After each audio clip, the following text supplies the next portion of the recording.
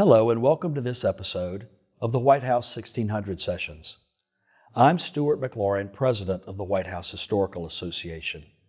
Today we're at the Dolley Madison House, the first residence built on the east side of President's Square, what we now call Lafayette Square, across from the White House.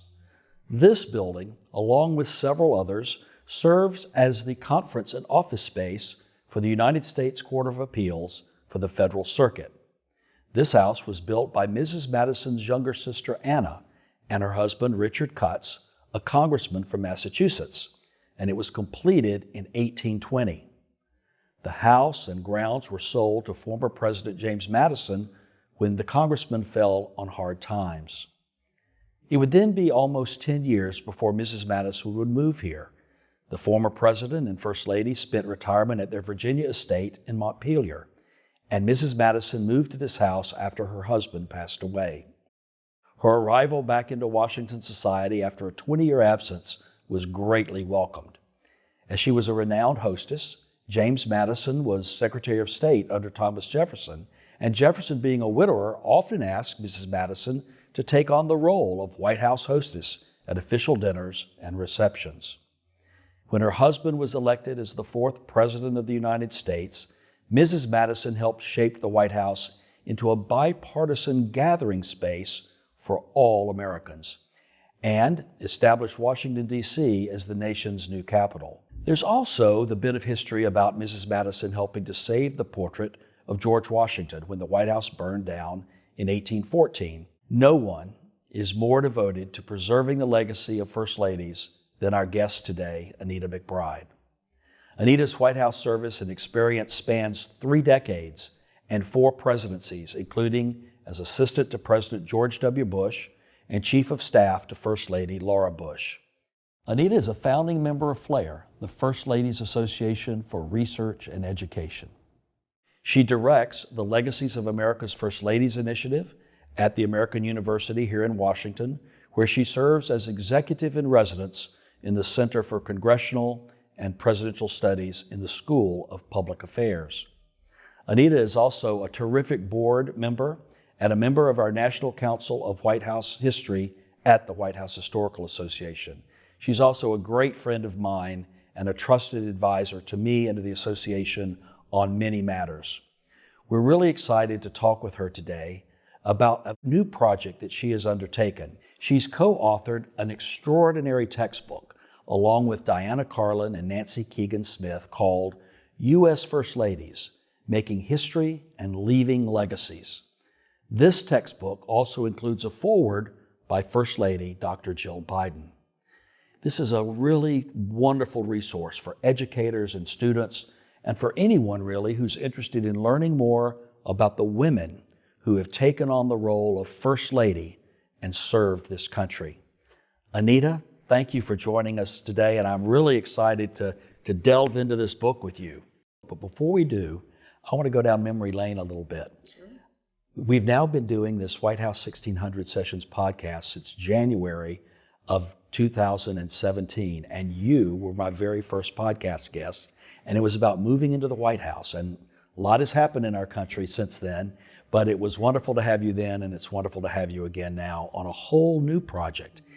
Tell me about this book. How did this idea come about, and how long did it take to create? Well, thank you, Stuart. Thank you for having me back again at the very popular 1600 Sessions. We all love listening to them, and you bring so many aspects of White House history to life. And I'm thrilled that you would give us an opportunity to talk about this textbook. This is, if you can believe it, the first ever textbook on First Ladies that now will be offered at higher education level, of course. But it came about through a publisher that contacted one of my co-authors, Diana Carlin, who has written books before. She's a professor at St. Louis University. And they approached her about a book. And so she asked both myself and Nancy Keegan Smith, our other collaborator, if we'd be interested in doing this. We had just authored an article for CNN.com about First Ladies and civil rights, and it got great attention and led to a program that we did at the National Archives. So we all said, well, yes, we already have one chapter written already. Let's do it. And so that's how that came about.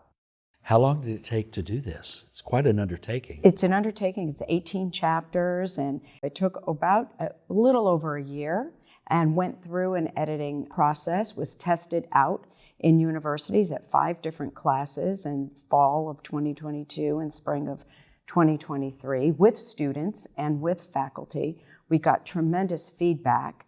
One of the most interesting things to have come out of that opportunity to share it with students before it was published was a similar question that they all asked. Why did we never learn this before? And that is where we all knew, the 3 of us knew, we were on the right track to be doing this and to make this as robust as possible and really encourage students to peel back the layers even more. Well, congratulations, you achieved that. It is an incredibly substantive book. You've heard me say, Anita, that one of the things I love most about my job is I could work here the rest of my life and not know all there is to know. So every day I learn something new. And delving into this book, I certainly did. And let's go to the title itself, U.S. First Ladies. How did the words First Lady ever come about? Who first used them, and how long has that been part of our White House vocabulary? Scholars would agree that the term First Lady really did not come into common use in our lexicon until about the 1890s. But from the beginning of our founding, our First Lady, even though she wasn't called that, but she was called Lady Washington. And then, of course, Abigail Adams was called Mrs. President, a bit disparagingly by John Adams' critics because they felt that her partnership was a little too strong. Some First Ladies did not want to be called Lady Washington or Lady Madison. They wanted to be called Mrs. Mrs. Lincoln wanted to be called Mrs. We know Jackie Kennedy did not like the use of the term, but going back to earlier times, when it was first really introduced to the American public was at the eulogy for Dolly Madison by President Zachary Taylor in 1849 that referred to Mrs. Madison as the First Lady of the land. I've heard you frequently say that this job comes with great responsibility, but no job description, and certainly no salary.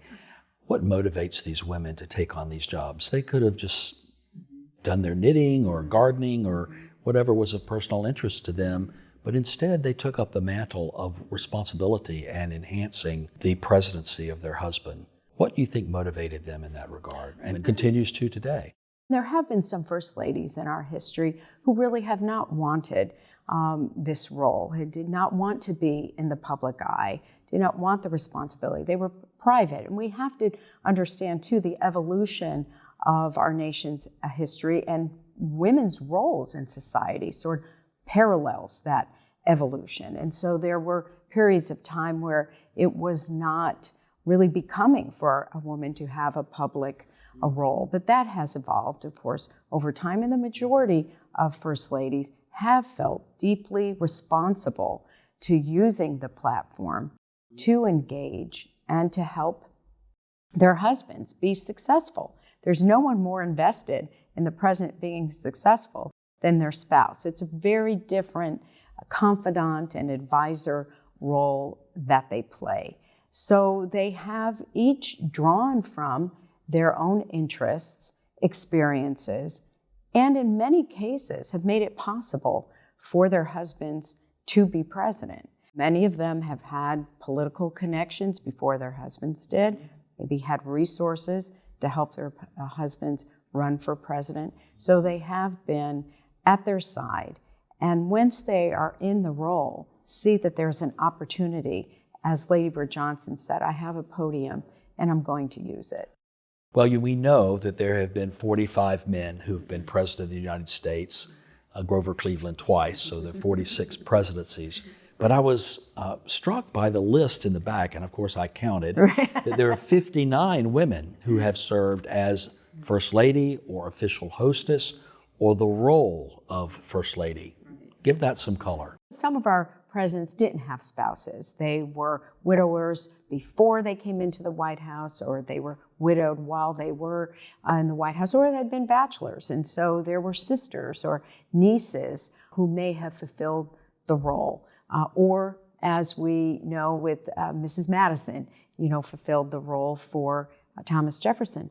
So we state this early on in the book, that we did not devote chapters to First Ladies who did not serve with their presidents at the time. I see. Presidents Yes. were in service. But we provided that list of those who did support presidents as the nation's hostess or a helpmate in some way, just so their name and their role is not forgotten to history, even though that would have been probably another 18 chapters if we included everybody's full story. Wow.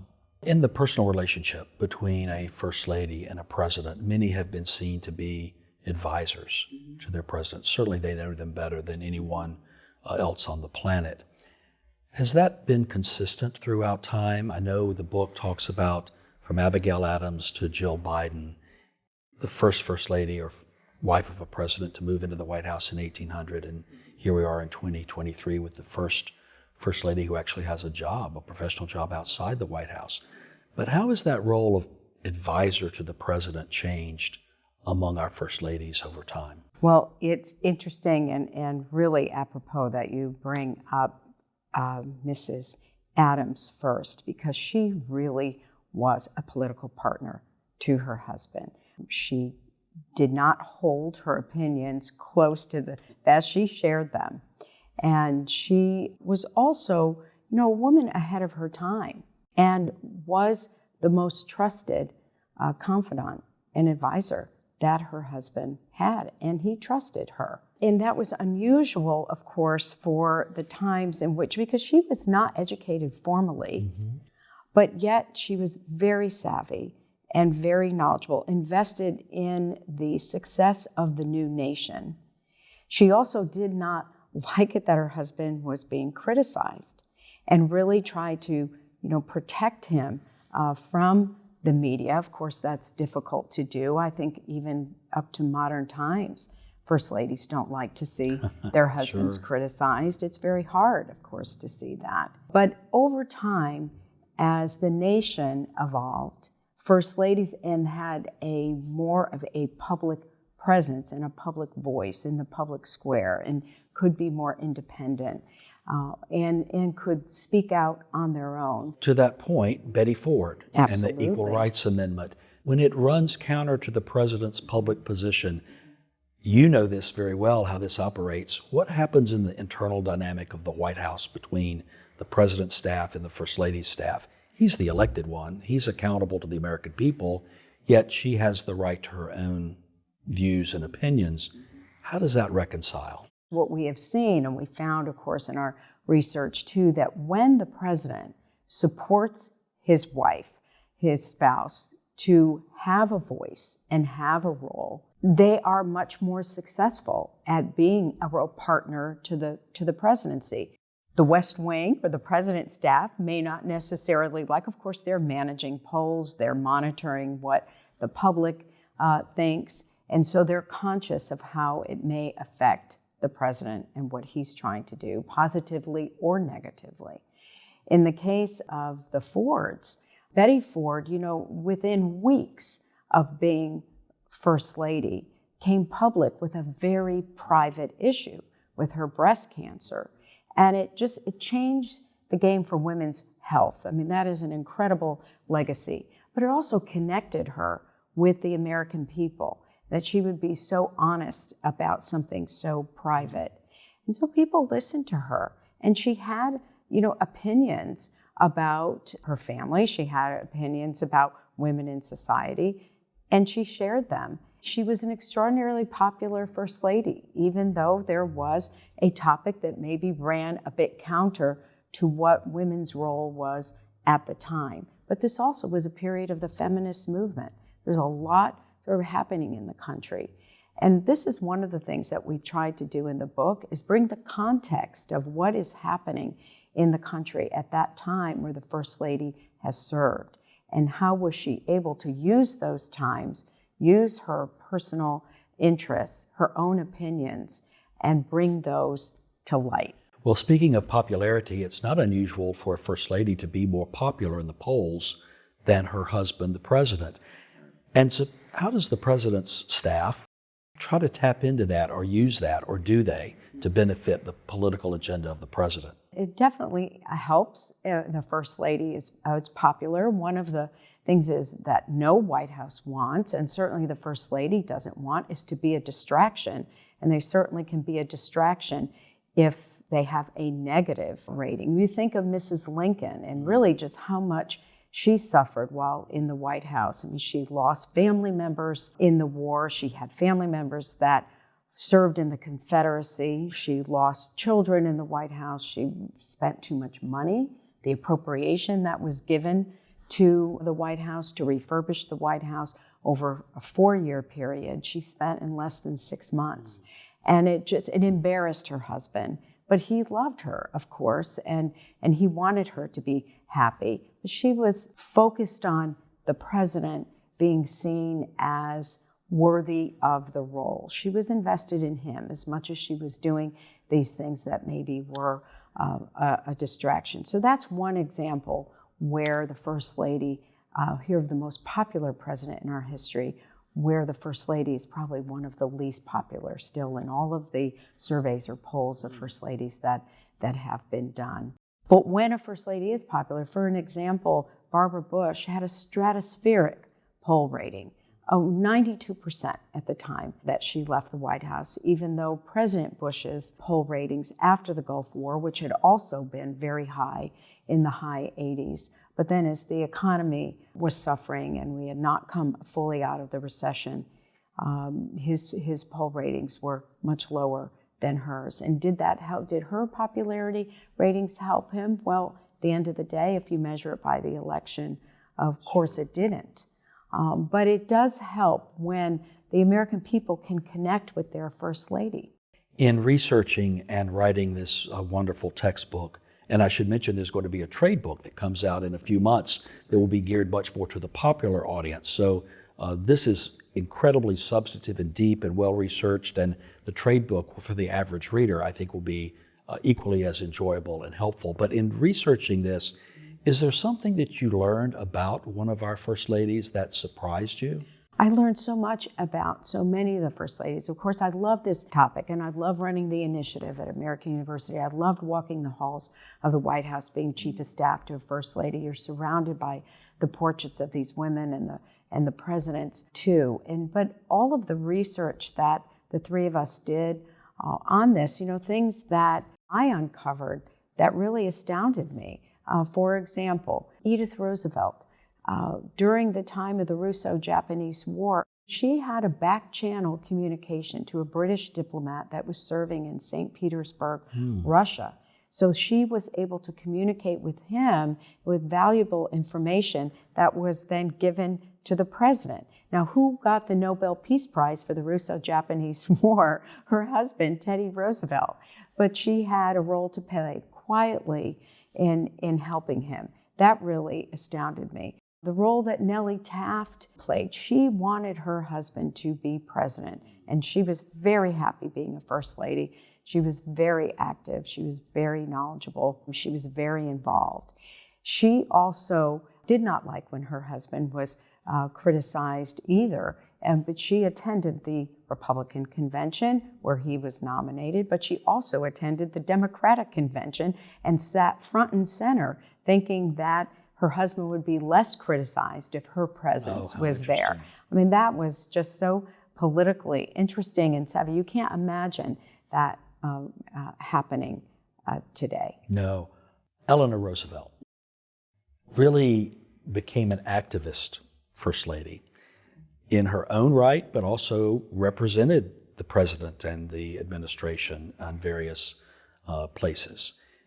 Did that shift or change the expectation of our First Ladies, or the ability for First Ladies to come in and feel that they had that door opened for them? Well, the role that Eleanor Roosevelt played, of course, is so unique in our history of First Ladies. She really set a standard for activism. And frankly, I do want to dial it back a little bit and say she did not want to be First Lady. She felt it would constrain her. She already had a very public role. She was a writer on her own. She gave speeches. She was making money. You know, when Franklin Roosevelt was stricken with polio, his mother, who was very, very strong influence in his life, did not want him to go back into public life. It was Eleanor that really encouraged him to stay active in a public role. He would not have been president if Eleanor had not been his wife. So here she finds herself as First Lady, worried that her role would be constrained of all the things that she was doing.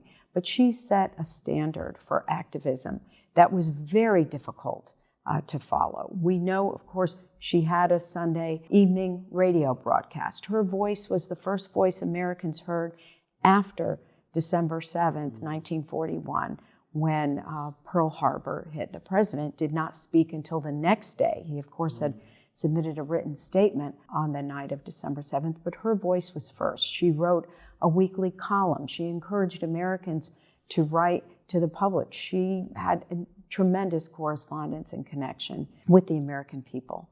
She traveled. She was his eyes and ears, arms and legs, of course, traveled so much for him. But she was a tough act to follow. And First Lady, we have a chapter in the book of those who stepped back from activism.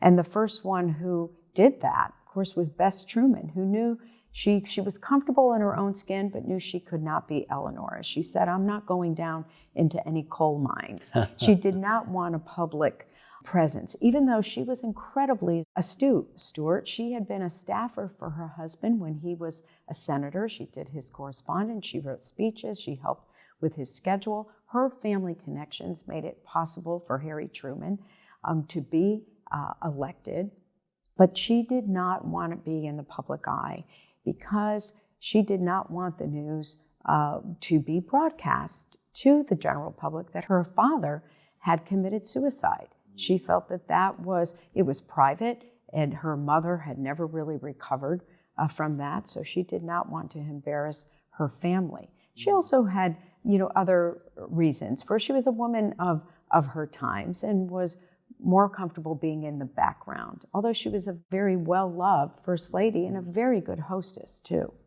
What about another surprise that you unearthed in your research for this? Well, in our chapter on First Ladies and Civil Rights and talking about Eleanor Roosevelt, she was a champion for human rights and civil rights, and in fact even went on to, as a post-First Lady role, to be involved in human rights. But as far as the role of civil rights, she was so outspoken on this issue. She was a target of the KKK that had a bounty, on her head of $25,000. And then I think about, in the role of civil rights, Lady Bird Johnson on the Lady Bird Express, that she took the Whistle Stop campaign tour through the South in 1964 because her husband's legislation, civil rights legislation, which was deeply unpopular in the South in 1964, she felt she could go to all of these towns in the South and they would respect her as a Southern woman. Yet the trip was fraught with peril. She was on a train, but there was a train that went ahead of her for fear of bombs that may have been placed in the train tracks on the road going down there. So who was ever in that train ahead of time, you could have taken one really for the First Lady. So there's real courage that First Ladies have exhibited through our history in doing things that they felt was right, felt that the country needed to hear, and that they could do in ways that maybe their husband couldn't. Well, along those lines, are there examples of when a First Lady deployed their soft power to impact a change that they wanted to see made? Soft power is definitely synonymous with the role of First Lady, and throughout our history, so many First Ladies have exerted soft power. One example I really loved reading about was Caroline Harrison. Caroline Harrison was asked, as most First Ladies are asked, to champion one cause or another. One of them had been to help raise funds for Johns Hopkins Medical School here in Baltimore. And she agreed to do it only if they admitted women as students. Very really astute. powerful. It's a very powerful statement, exactly. Times when our nation has faced great tragedy, and that have been from whether it's the Kennedy assassination. Mrs. Kennedy stepped in, and despite whatever she may have been feeling emotionally herself, took on the mantle of having to do this for the country and orchestrated a state funeral that was really amazing for the time. Mrs. Bush, after 9/11, having a maternal role in comforting the nation, really doing something that maybe their president husband would not have been gifted or capable to do. Well, I think in times of crisis, this really does test everyone's resolve, right? And going back to an earlier question that you had, what compelled them to get engaged or involved or not, this is something you could not have predicted, but it does test your strength and it tests your courage, and it does also give you an opportunity to help the nation heal. And the examples that you raised are, two of the great examples of First Ladies rising to the occasion and knowing what the nation needs at that moment and drawing from their own inner reserves in order to do it. No one could prepare you for that. And every First Lady would tell you, and Dr. Biden says this in her foreword, which we are so grateful for, that, she could never have been fully prepared for this role, but what she draws on the experiences of those that have come before her. And she knows at this point in time, she has to make it her own. And whatever that the country is facing at that time, the First Ladies feel responsible to play some role in helping the nation through it. And another question about First Ladies at times of crisis, the compelling story about Mrs. Kennedy during the Cuban Missile Crisis. This was a time of great tension in our country. Of course, Russian missiles were poised towards us 90 miles off our shores.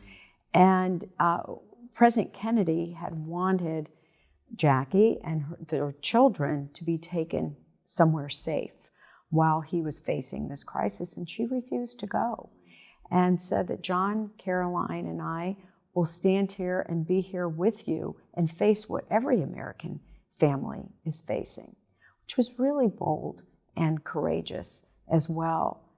And then, of course, after President Kennedy's assassination, one of the things that Mrs. Kennedy did was write a letter to Nikita Khrushchev, who she had met while they toured in Europe in 1961. He was, of course, quite taken with her. They met in Vienna. And she wrote a letter to Nikita Khrushchev that said, my husband wanted peace. And my hope is that you want peace too.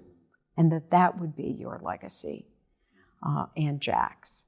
But the interesting thing about that letter, Stuart, is she didn't send it through official channels, the State Department or through the White House. She had back channels to get that letter directly to Nikita Khrushchev.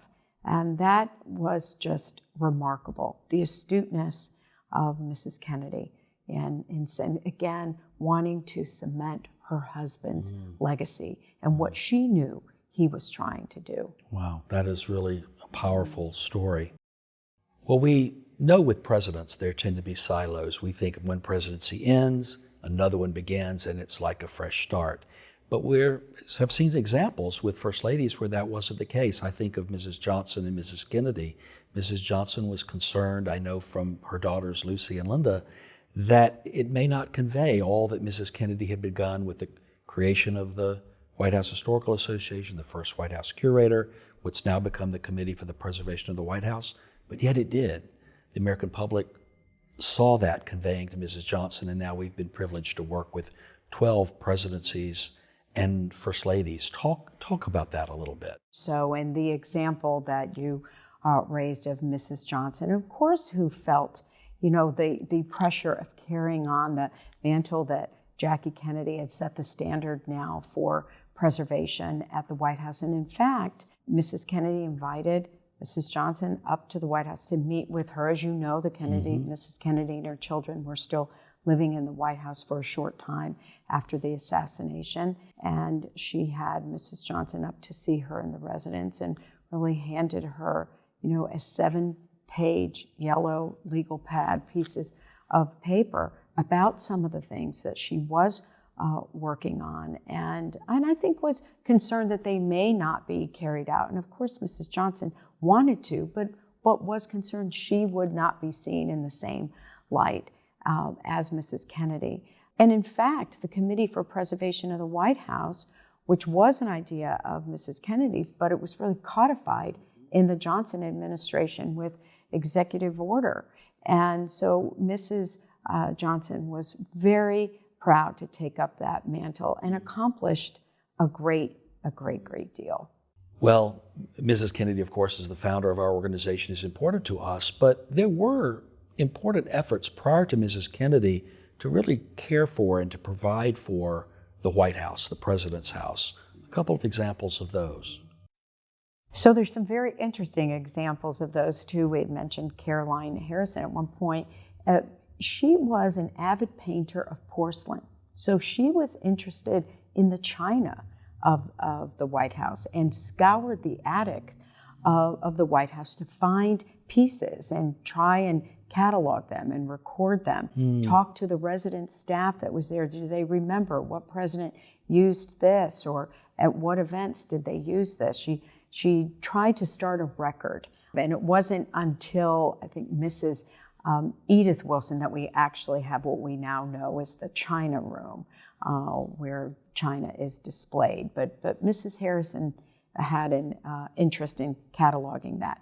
Mrs. Hoover, Lou Hoover, did incredible service to the White House at her own expense. There really was no paid staff for first ladies, of course, to do their work. But Mrs. Hoover, who paid her own staff, 2 or 3 people, to do an inventory, a catalog of all of the furnishings that were in the house, everything that had been collected that was still there. We, of course, know that so many pieces were lost to history.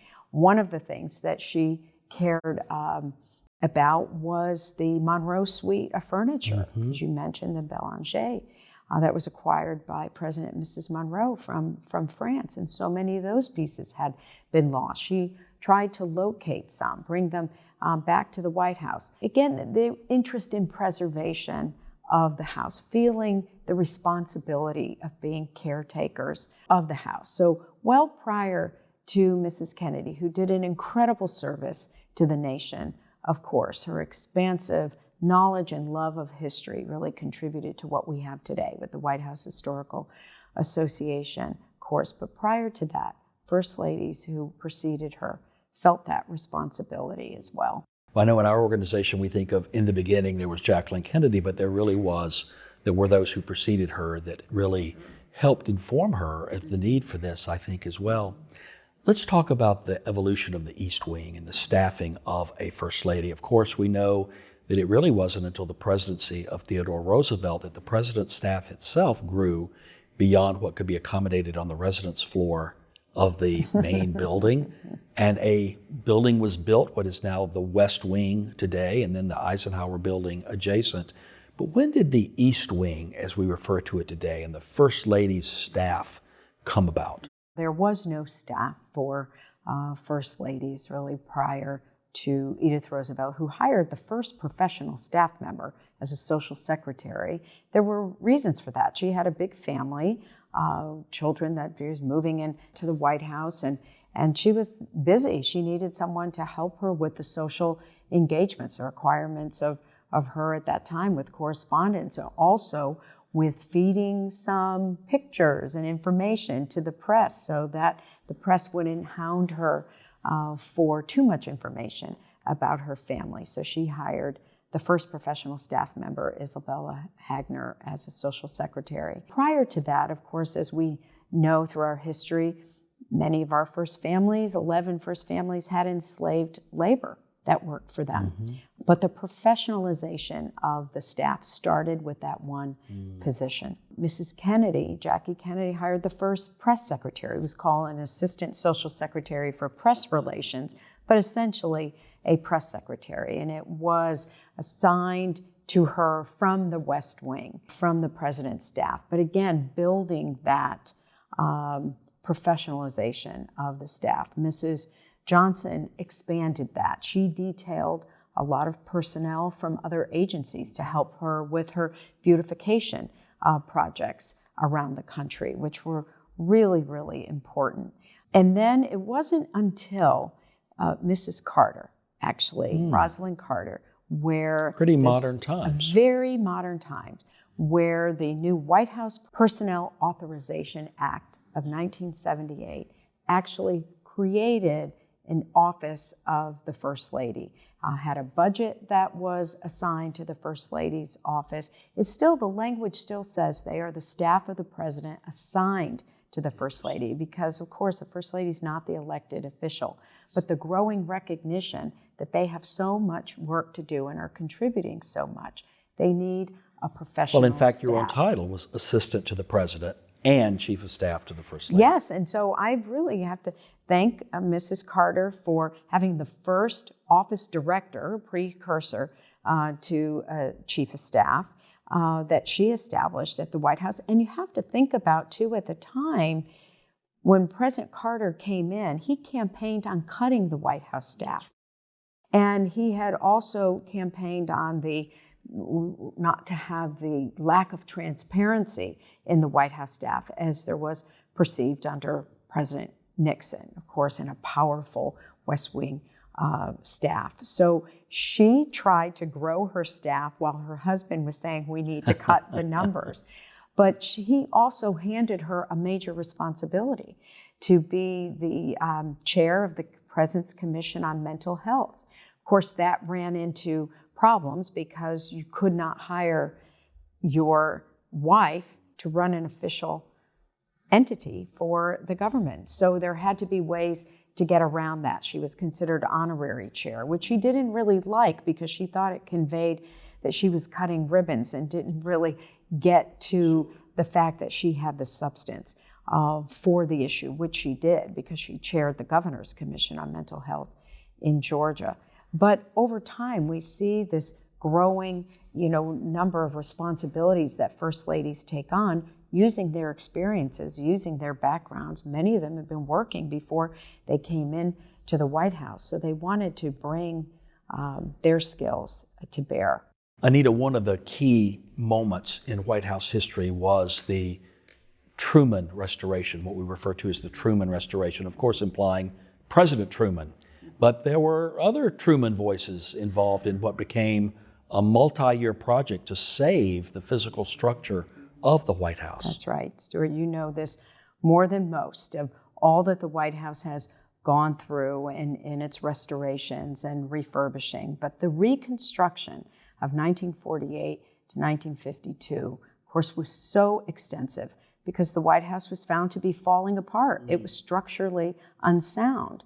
And so the Truman family, President Truman, Mrs. Truman, and their daughter Margaret, moved over to Blair House and lived there for 3.5 years while the White House was being reconstructed.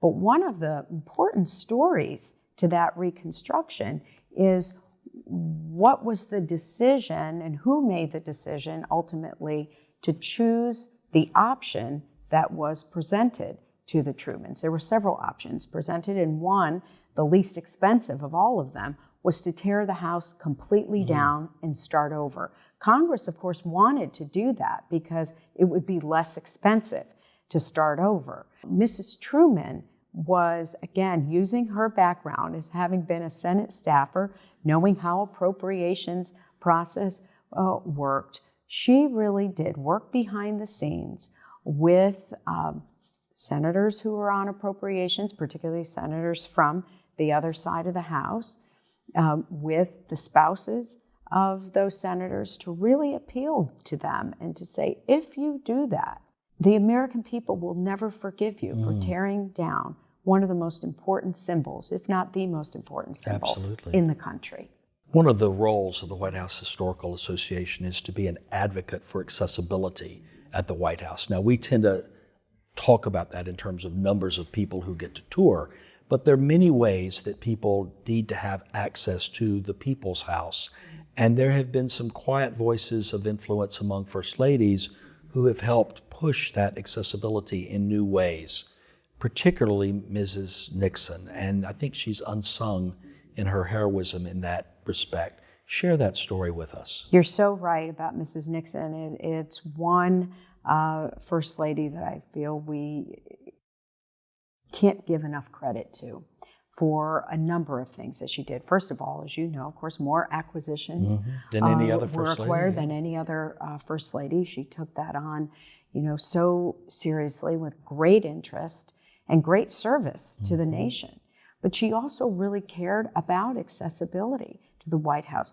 Nighttime tours for working women. This is a time more women were working now. So for them to be able to see the White House, she would make the White House open at night. Accessibility for the blind. She did tours. Some of them helped to be led by Julie Nixon for sight impaired visitors that can actually touch the artifacts, touch sculptures, and hear stories about the rooms, from room to room. She made that possible. The brochures in different languages for visitors around the world. We see the White House lit up at night because of Mrs. Nixon. She was the driving force behind that so that everyone passing the White House can see it lit up at night. People were her project, and that's what she would say. And she really did care about as many people being able to get into the White House, see the White House, the ramps. Prior to Americans with Disabilities Act, Mrs. Nixon had ramps installed for people in wheelchairs to be able to access the White House. Most people don't know that. And so we delve a lot into the whole chapter on First Lady's influence on the White House itself, and we talk a lot about that. And so our First Ladies were real innovators in many respects.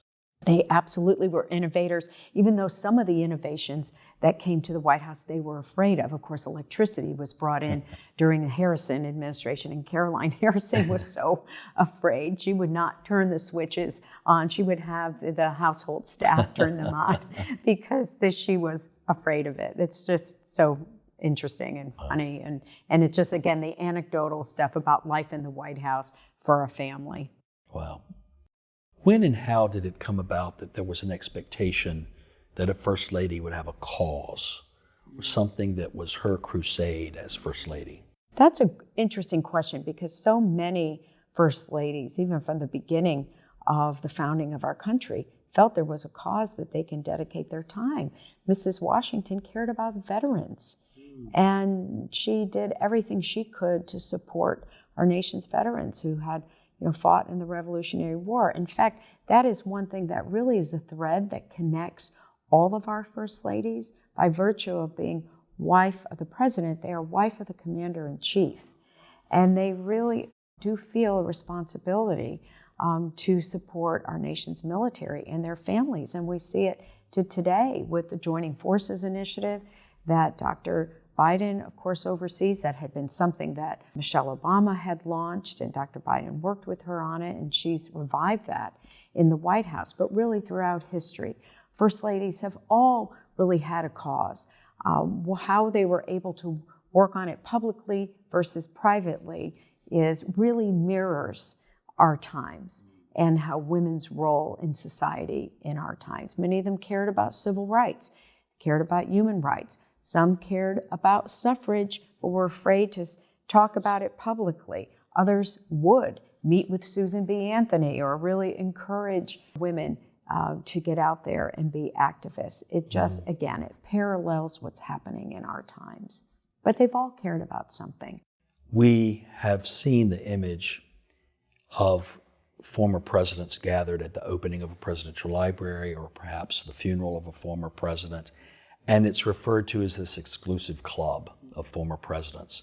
Is there an exclusive counterpart with former First Ladies? There are opportunities where First Ladies do get together. Sometimes it's for sad reasons. It's for funerals of other First Ladies or funerals of presidents. They gather for happy times like the opening of a library.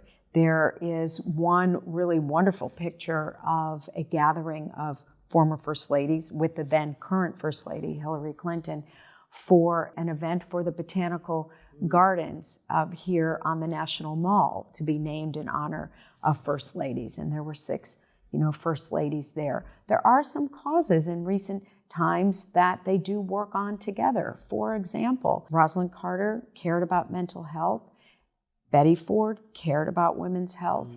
The two of them, testified together on Capitol Hill in 1993 during the deliberations over healthcare reform, and talking about the importance of incorporating mental health into whatever the new legislation would be. So there are times that they pair together. Michelle Obama and Laura Bush have gotten together twice, maybe 3 times, in supporting African First Ladies and First Ladies of those countries being champions of change in their country. There are multiple examples of how they have worked together. The ERA, Betty Ford and Rosalind Carter, worked together on passage of the ERA. Of course, they were disappointed it wasn't passed. It came close. But again, they have forged alliances. And again, I've mentioned women of different parties working with each other. It's a great example. Maybe it doesn't get as much attention as when the former presidents get together, but it's still very impactful. Your own role as Chief of Staff to a First Lady gave you a front row seat to not just White House history, but American history. Tell us, as you reflect on those experiences, some of the most meaningful to you. I'm very grateful to having that front row seat to history multiple times, as you know, Stuart, having been a young staffer in the Reagan White House, and Mrs. Reagan's presence was very visible and felt by the staff, even though she very rarely came over to the West Wing. And then, of course, working in the George H.W. Bush administration, and Barbara Bush, did some remarkable things as a First Lady. She knew the power of an image. I'm going to give you an example of something that always really stuck with me. Very early on in her tenure, this was March of 1989, she went to an AIDS orphanage here in Washington called Grandma's House, and held a crying baby to soothe a crying baby who was dying of AIDS, baby Donovan. And that baby did die not long after that. But without speaking a word, she just held and soothed a baby, touched a baby, held a baby with AIDS, when at the time, Americans were fearful. Everyone was fearful that you could get AIDS simply by being in the presence of someone with AIDS. That was a very bold, courageous move. And she also helped to encourage her husband to provide greater funding for AIDS research. She felt he got a bad rap for not doing enough, and she felt he did a lot. There was something else that she did at her first Christmas in the White House. She had read in the newspaper that the Salvation Army was no longer going to allow the bell ringers to be in the malls, to put money, in the red buckets. Sure. Well, what did she do? She went up to Mazza Gallery up here in Washington, D.C., which no longer exists now, and took the press with her, didn't say a word, just plopped money in the bucket. And what happened? A lot of the malls allowed the Salvation Army bell ringers That is back. soft power. Right That there. is soft power. And she had heard from the head of the Salvation Army after that their coffers were full, thanks to that message. Again, these are just tremendous examples of just knowing the right thing to do at the right time. And then, of course, my front row seat to being with Laura Bush, to being a chief of staff to a First Lady. And I thank her in the acknowledgments, of this book for giving me that opportunity where I really became such a student of this role and appreciated the incredible influence that it has. And I remember distinctly, my interview with her to be her chief of staff, what she said to me. I'm not here for me. I'm here for George and because of George. I want to do everything I can to help him and ultimately help the country. And that also, going back to the relationship with the West Wing, when the president's staff knows that the First Lady is invested in the president's success, it's very helpful. I know it helped me in getting the assets that I needed to do the things that I did with Mrs. Bush, plan a secret trip to Afghanistan, take her all over the Middle East, talking about breast cancer. In fact, one of the things, connecting it to other First Ladies, she talked about that on the road in the Middle East, that in our country, Betty Ford had the courage to go public when we could not use the word, breast in public. And of course, now she's going to countries where the stigma was quite high and trying to chip away at that. So seeing those kinds of things, the power of that role, the soft power that they had, the influence and the legacies that they leave.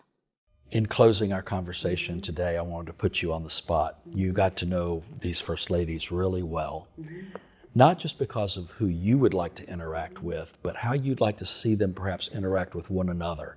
If you could convene a table of dinner tonight and populate it with a few First Ladies from history, who would you like to see interact with each other around that table? It's so interesting. One First Lady we didn't talk enough about today was Mrs. Clinton. And I think, she broke the mold too. And I think First Ladies of our early days, Mrs. Adams and Lady Washington and Dolly Madison, would be fascinated to hear from Mrs. Clinton about running for Senate and running for president.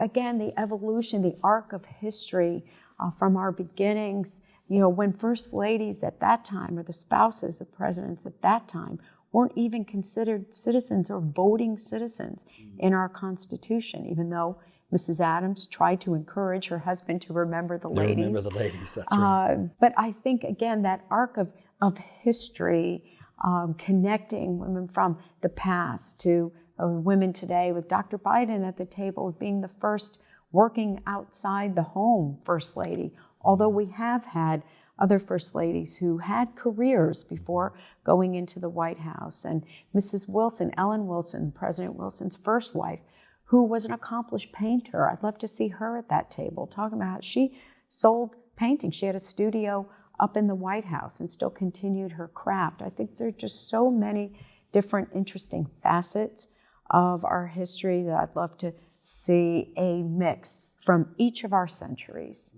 and talking about how each of these women help bridge the generation from one to the next. And really at the end of that conversation, toasting the great evolution of our country and how we just continue to move forward. So Anita, tell us where we can get this book in the textbook form, and then in a few months where the trade edition will be available.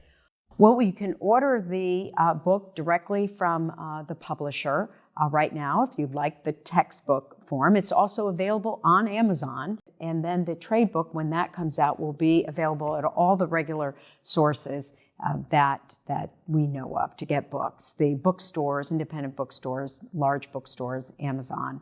And then, of course, we hope to be doing a lot of book events.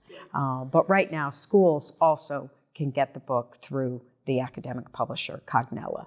Well, we are showing Cognella's website on the end of the bottom of the screen here, so that those who are interested can go to their website and order the textbook. Wonderful. And really encourage everyone to do so. Well, Anita, I want to thank you and Diana and Nancy for putting this book together.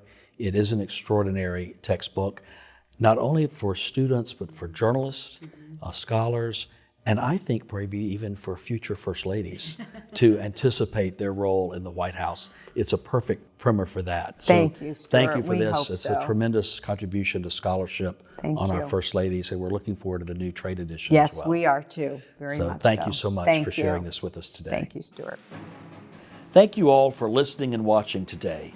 I've had the great privilege to bring you stories like the one here today since the program began in 2017. You can listen to the dozens of interviews I've done over the years on your favorite podcast provider, or you can watch them on YouTube. Be sure to subscribe so that you never miss an episode. All of us here at the White House Historical Association, thank you for your support.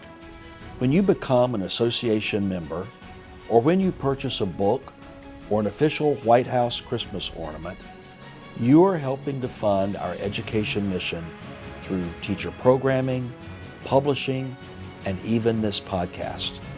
You can learn more about our work as a nonprofit, nonpartisan organization by going to our website, whitehousehistory.org.